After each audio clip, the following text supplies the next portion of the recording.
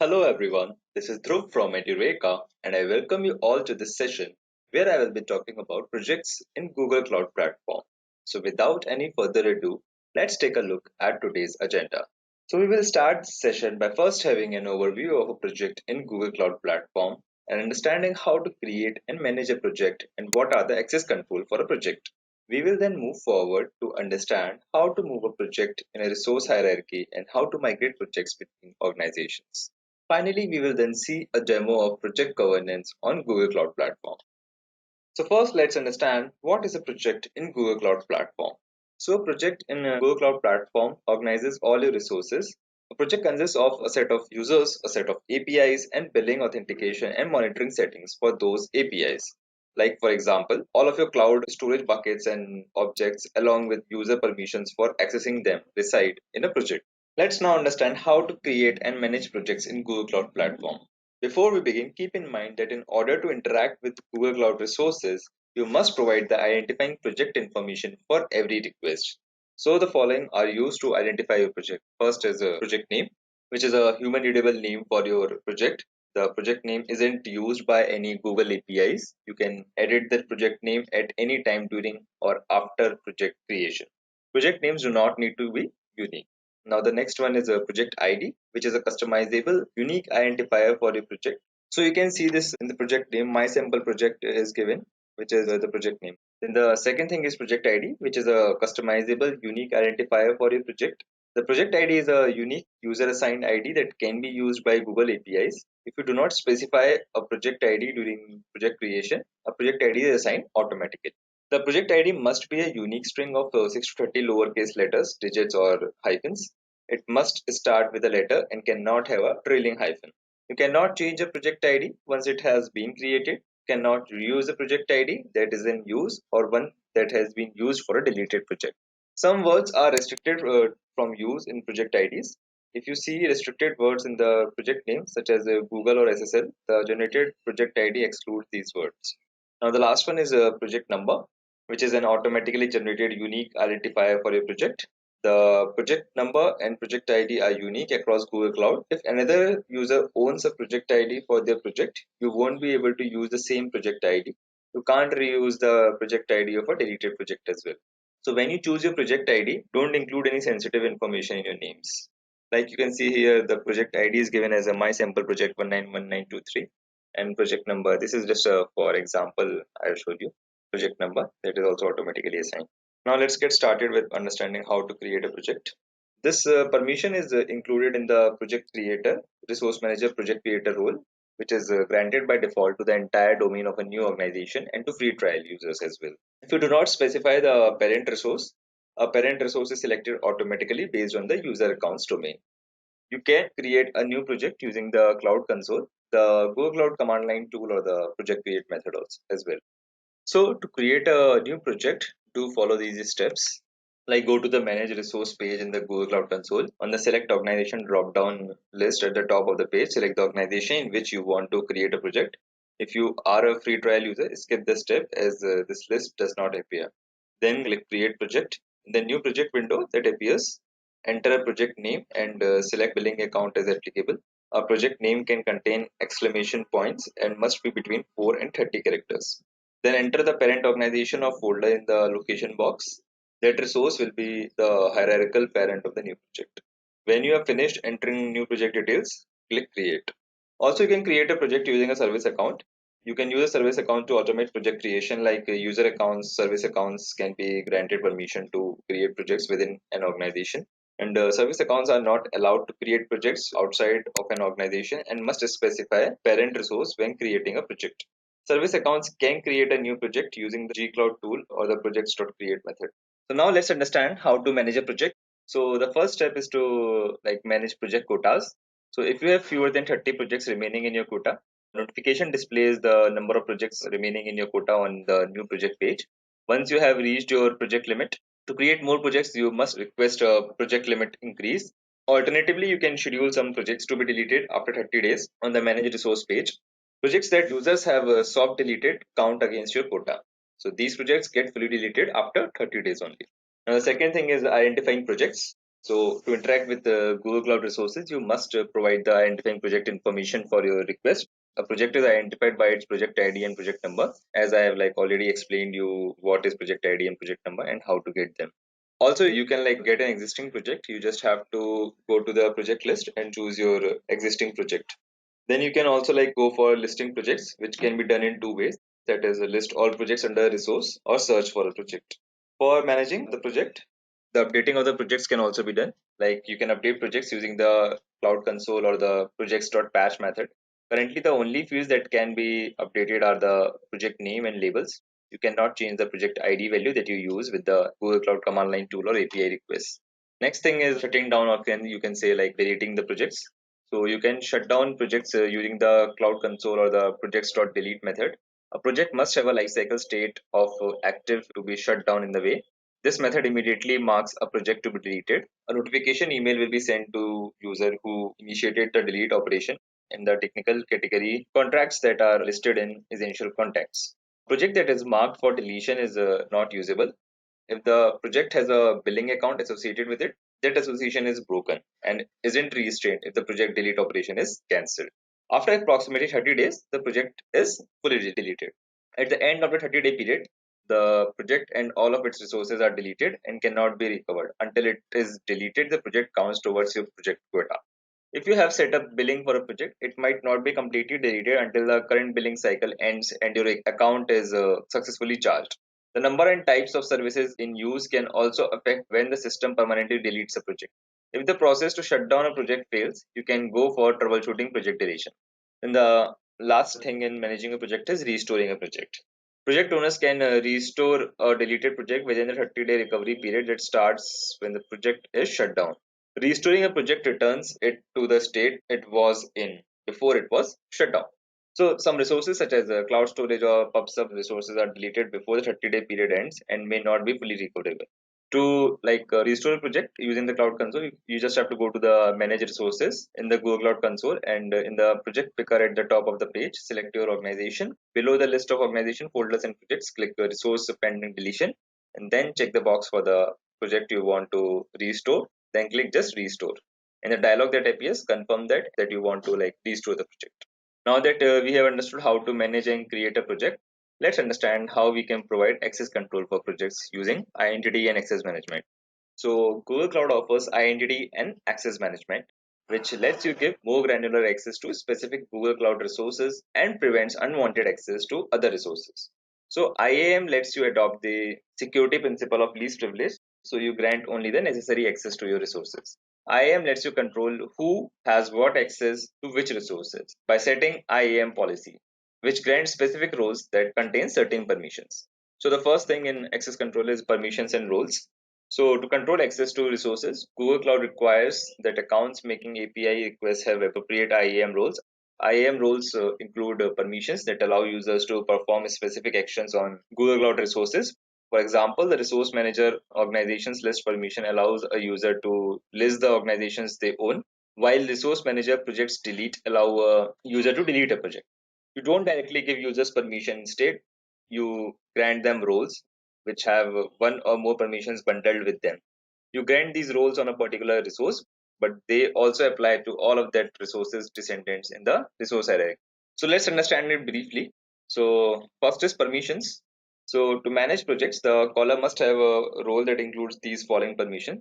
The role is granted on the organization or folder that contains the projects. So you can see the method and required permissions for it. You can see for create permission, there's a resource manager projects create. You can see all these same, but you can see the third last one, which is resource manager projects test IAM permissions. That doesn't require any permission. Then there are user predefined roles as well. So IAM predefined roles allow you to carefully manage the set of permissions that your users have access to. The following table lists the predefined roles that you can use to grant access to a project. Each role includes a description of what the role does and the permissions included in that role. So you can see the role and the name for it, then also the description, you can see for role name project creator. You can see that it provides access to create new projects. Once a user creates a project, they are automatically granted the owner role for that project. Then you can see the permissions for it, the specific permission for it, like resource manager organizations.get to get the permissions. Similarly, for project deleter and project mover and project IAM admin, specific permissions are there, and you can like see the descriptions also for it. And then there are basic roles. These roles are very powerful and include a large amount of permissions across all Google Cloud services. Like you can see for owner, editor, and viewer, these are like, if you see in resource hierarchy, they are the highest roles. You can see like how for owner all permissions for all resources are given. Then for editor, create and update access for all resources. And then with the viewer role, you can like get and list access for all resources. Also, like can create custom roles. So in addition to the predefined roles described in the topic, you also create custom roles that are collections of permissions that you tailor to your needs. Then the second thing in access control at the project level. So you can like grant roles to users at the project level using the Google Cloud Console, the Resource Manager API, and the Google Cloud Command Line tool.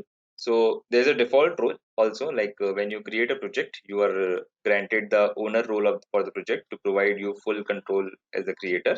This default role can be like changed as normal in an IAM policy as well. Then there are like VPC service controls. So VPC service controls can provide like additional security when using the resource manager API. So VPC service controls improves your ability to mitigate the risk of data exfiltration from Google Cloud services such as cloud storage and BigQuery. You can use VPC service control to create parameters that protect the resources and data of services that you explicitly specify. Now let's move on to understand how to move a project within the resource hierarchy. So the project resource is the base level organizing entity in a Google Cloud organization. Projects are created under organizations and can be placed under folders of the organization resource itself, forming the resource hierarchy. You can move project resources within your resource hierarchy, but should consider the policy implications of the move before you make it. So when you move a project, any identity and access management policies or organization policies that are directly attached will move with it. However, a project in your resource hierarchy is also affected by the policies that it inherits from parent resources. So if a project inherits an IAM role that provides user permissions to use a particular service, users will not have access to that service at the destination unless it would inherit the permission at the destination as well. So like for example, consider a service account has the storage object creator role bound to a user or a folder. You can consider the folder as folder A. So the service account has permissions to upload data to cloud storage in any project in folder A. If you move one of these projects to folder B, which does not have the same inherited permission, the service account for that project loses the ability to upload data, resulting in a service outage. These same considerations apply if organization policies are defined at the source and destination folders. Like IAM policies, organization policies are inherited. Consequently, you must ensure that your organization policies are consistent between source and destination folders. To move a project, you need the following IAM roles, like having the resource manager.projects update permission on the project, which typically comes from having either the project editor or project owner roles on the project. So the second permission is have the resource manager project move permission on both the source folder and the destination folder. This permission is typically part of the project owner, project editor, or folder admin or folder mover roles. If the resource is not in a folder, you will need the permission on organization node. You can follow these steps to move a project. So in the Google Cloud Console, go to the manage resource page, select your organization from the organization drop down on the top left of the page. Third is the click on your projects row to select your project role from the list of resources. Note that you must not click on the name of the project, which takes you to the project's IAM page. Then next you have to click on the options menu in the row and click move. Then click browse to select the folder to which you want to move the project, and then finally click move. Now that you have understood how to move a project, let's now understand how to migrate a project between organizations. We will understand it quite briefly. So the project resource is the base level organizing entity in a Google Cloud organization. Projects are created under organizations and can be placed under folders or the organization resource itself. Forming the resource hierarchy, you may need to migrate projects between organizations due to acquisitions, regulatory requirements, and separation between business units, among other things. You can use the resource manager API to move projects across organizations or to another place in the resource hierarchy of its current organization. The resource manager API also lets you roll back the migration, moving the project back to its original place in the resource hierarchy. Note that it generally takes less than a minute for the project move to complete. After moving a project, it may take several minutes to reflect this change in the Google Cloud Console. So in migrating projects, first we need to create a migration plan. So the most important thing to consider during a project move is how the migration will impact the services running inside the project. The Resource Manager API treats the project resource and all services running underneath it as a single unit, meaning that no configuration changes will be applied inside the project. While migration will not make direct configuration changes to the project, the change in the resource hierarchy is likely to have an impact on the function of the project and its running services. Inherited policies such as identity and access management or organization policies will not move with the project during migration. While migration will not make direct configuration changes to the project, change in the resource hierarchy is likely to have an impact on the function of the project and its running services. So inherited policies such as identity and access management or organization policies will not move with the project during migration. Only policies and serve accounts that are attached directly to the resource. This may cause unintended behavior after the migration is complete. So the second thing in creating a migration plan is verification of policy. So when you migrate a project, it will no longer inherit the policies from its current place in the resource hierarchy and will be subject to the effective policy evaluation at its destination. So we recommend making sure that the effective policies at the project's destination match as much as possible the policies that the project had in its source location. So any policy that is applied directly to the project will still be attached after the migration is complete. So applying policies directly to the project is a good way to verify that the correct policies are applied from the moment the move is complete. Identity and access management policies and organization policies are inherited through the resource hierarchy and can block a service from functioning if not set properly. Determine the effective policy at the project's destination in your resource hierarchy to ensure the policy aligns with your governance objectives. So the third thing is manage encrypted keys. So you should verify if your project has a customer managed encrypted key or other cloud key management service enabled on it. Cryptographic keys are owned by the project, and a user with owner access to that project will therefore be able to manage and perform cryptographic operations on keys in cloud KMS in that project. I mean. Now the next thing is the preview features. So you can enable preview features on organizations, folders, or projects. If you have enabled an alpha or beta feature on the project to be moved, this feature should continue to function after the migration. If the preview feature is private and not allow listed for the destination organization, you will not be able to make any configuration changes after the move is complete. Now the next thing is the rollback plan. So if you discover that something is not working on any of the projects you have migrated, you can move them back to their original location. In order to do that, you need to have the necessary IAM permissions and set the required organization policies so that you can run the project migration in reverse. Now the last thing is the dedicated import and export folders. So policy inheritance can cause unintended effects when you are migrating a project both in the source and destination organizations.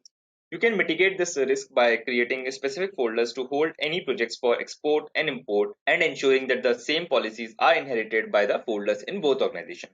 You can also set permissions on these folders that will be inherited to the projects moved within them, helping to accelerate the project migration process.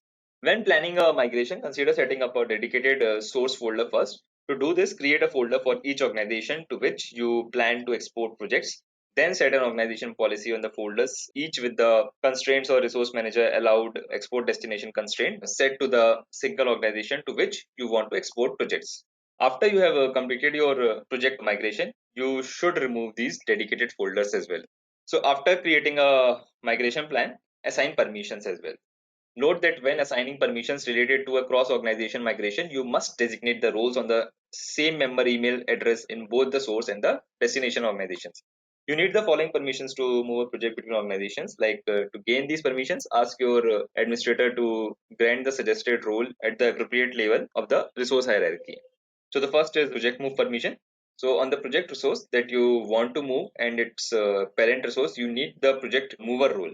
Or another role that includes the following permissions are the V1 Resource Manager API. So the permissions required for the resource you are moving are like resource manager.projects.update. And for permission required for the parent resource will be resource manager.project.move. So on the destination resource, the permission you need to depend on the resource to which you are moving the project. If the destination resource is a folder, you need the project mover role or another role that includes the resource manager project move permission. If the destination resource is an organization, you need the project creator role or another role that includes the resource manager project create permission. Now the second thing is the organization policy permissions. So on the source and destination organizations, you must have the roles organization policy admin role, which grants permission to create and manage organization policies.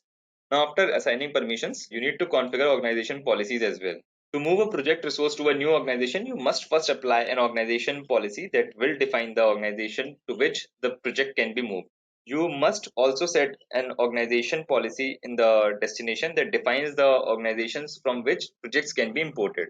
Note that if you do not set the following organization policies, the migration will result in a failed precondition error.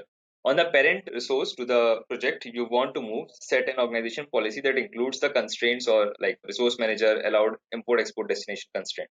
This will define the target destination as a valid location to which you can migrate the project. On the destination resource, set an organization policy that includes the constraints like the resource manager allowed import sources constraint. This will define the source as a valid location from which you can migrate your project. So on the destination resource, set an organization policy that includes the constraints resource manager allowed import source constraint. This will define the source as a valid location from which you can migrate your project. Note that whether you are using dedicated import and export folders or not, it is a good practice to remove these organization policies after you are done moving projects across organizations. You can enforce them again if you need to perform another project migration. So the first thing while configuration organization policies is change the billing account for a project. So cloud billing account can be used across organizations. Moving a project from one organization to another won't impact billing, and charges will continue against the old billing account. However, organization moves often also include a requirement to move to a new billing account. To change the billing account for an existing project, you must have the owner role on the project and the billing admin role on the destination billing account. To change the billing account, go to the billing page in the Cloud Console, click the name of the billing account you want to change, and under projects linked to this billing account, find the name of the project to move, and then click the menu button to the right. Then click change billing, and then select the new billing account, then click set account. Follow these steps and you can change the billing account for a project. Charges already incurred that have not yet been reported in the transaction history will be billed in the former billing account. This can include charges from up to 2 days prior to when the project was moved.